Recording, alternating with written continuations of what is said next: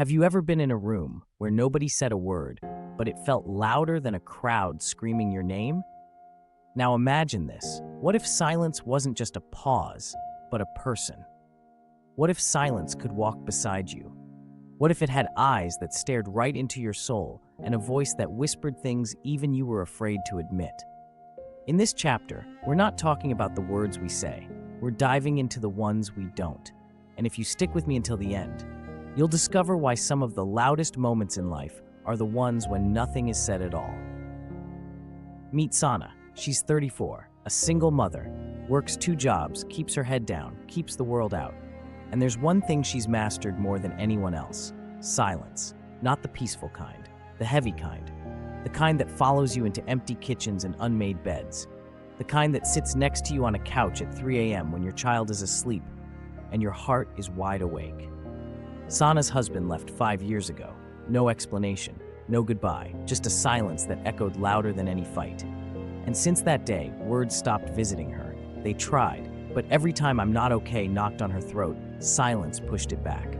Because silence had become her protector, her armor, her invisible friend. But here's the thing about silence. It doesn't just protect, it consumes. Every night, as she tucked her son into bed, he'd whisper, "Mama, are you happy?" And every time, Sana would smile, but her silence would scream. You see, if silence were human, he would be the one sitting quietly in the corner, watching pain unfold, never interrupting, but never helping either. He doesn't judge, he doesn't fix, he just stays until your unspoken words begin to rot inside. But what if silence could talk back? What if one night he looked at Sana and said, "I've kept your secrets, but at what cost? I've hidden your pain, but buried your healing." Words are messy, they shake things up. But silence, he keeps everything exactly the same.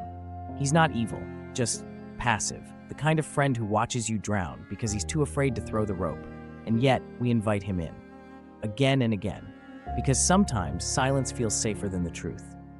One evening, Sana's son came home from school with a crumpled paper. It was a drawing, a stick figure family, a house, a son, a girl.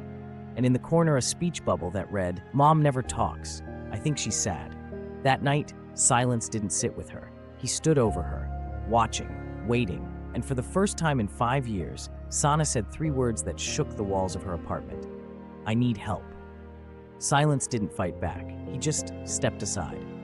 You see, silence isn't evil. He's just afraid of the chaos that words might bring. But sometimes chaos is what saves us.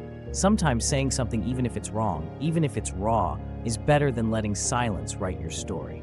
Because silence will never fight for you, but your words might. In the next chapter, we ask something even deeper. What happens to words that were never meant to be heard? Not because of fear, but because they belong to someone who's no longer here. If you've ever lost someone and wished you had said just one more thing, you won't want to miss it.